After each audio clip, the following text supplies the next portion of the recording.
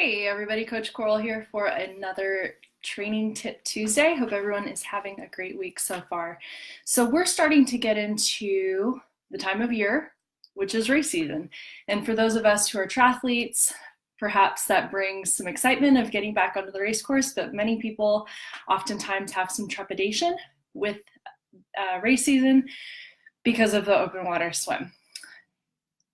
For those of us who live on the coast, this can be not easily, but we're at an advantage. Those of us who live perhaps near Clearwater Beach here in Florida, along the coast, along the rivers, if it's warm enough where you are right now, or near a lake, where you can get some time in the open water and practice wearing your wetsuit, sighting, and all these great things. However, if you're either in a cold climate and doing an early season race, you may not be able to get into the open water before your race day. Hey Dale, nice to see you. So what I want to talk about today are 3 really awesome things that you can do in the pool that will help you prep for an open water swimming environment. So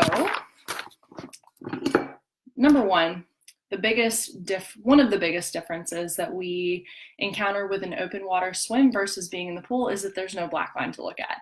So how do you know where you're going? Well, thankfully you can do a lot of sighting work in the pool that will pay off huge dividends on race day. So the easiest way to do this is simply just to incorporate some sighting work into your warm-up, perhaps into a specific drill set where you're working on your sighting technique.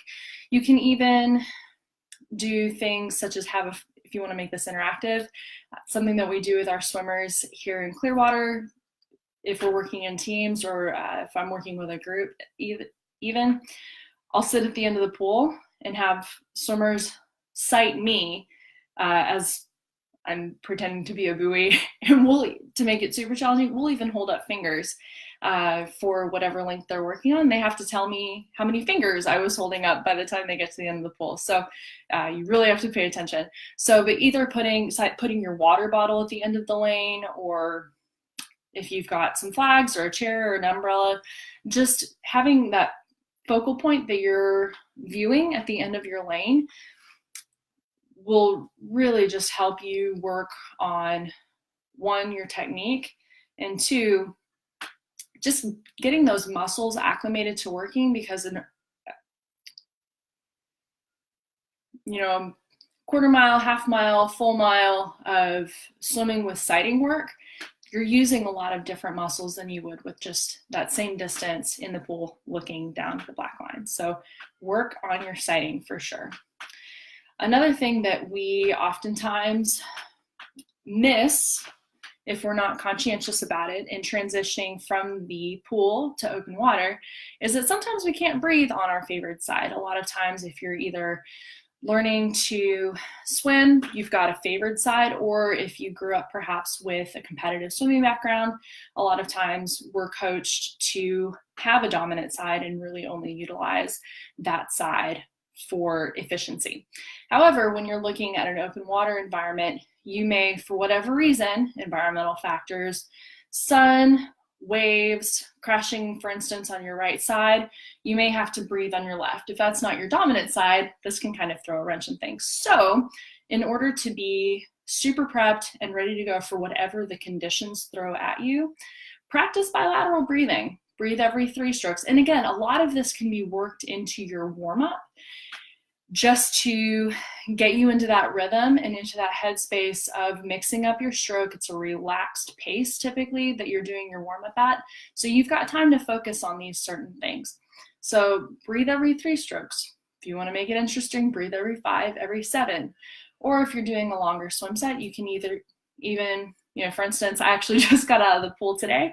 Had a 2x1000 was part of my warm-up, or part of my workout, excuse me. And something that I did to make it a little bit more interesting was, for 150, I'd breathe only on the right side. For the second 50, I'd only breathe on the left side. So you're getting into that rhythm of only breathing on one side, but then you can switch it up and practice evening out on the opposite side. So the second thing, make sure you're working on breathing on both sides so you're ready for whatever race day brings. The third thing that oftentimes we don't perhaps prep in the pool, but would help us on race day, is swimming around a lot of different people. A lot of times, swimming in a pool, it's a pretty relaxed environment. You maybe have your own lane if you are lucky enough to swim in a low-key space, and that's great. Don't get me wrong, it's really nice to have a workout where you can just get in, do your thing, and pop out. But when you're looking at race day, you're going to be surrounded by a lot of other people who maybe are super comfortable being around other people, but also you might be around people that have a little bit of swim anxiety and may not be super aware of where they're swimming and might get in your personal space. Whatever the case may be, you need to be comfortable enough in the water, swimming around other people so that you don't lose your cool. And a really great way to prep for this is find a super busy pool at a super busy time, get in and just swim around other people.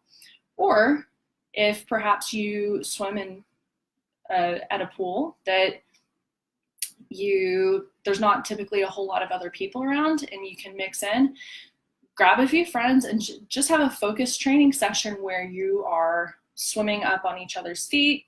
You're perhaps bumping into each other, working on, there's a drill that sometimes we'll do in running, like they call it Indian run. I don't know a better name for it, but for instance, say you've got 3 people in a line, 1, 2, 3. You can do a set where the person in the back, once they get to the back, they have to sprint to the front. So you're working on swimming in very close contact with other people, bumping you, touching your feet, bopping you on the head, perhaps. A lot of swimmer love going on there. But that just gets you accustomed to swimming even with a little more texture on the water in a close proximity, so that when you get to race day, you're not going to have, there's not a whole lot of this new factoring coming in with lots of people. And just as an aside, if you do have some swim anxiety with swimming near other people, set yourself up for success on race day.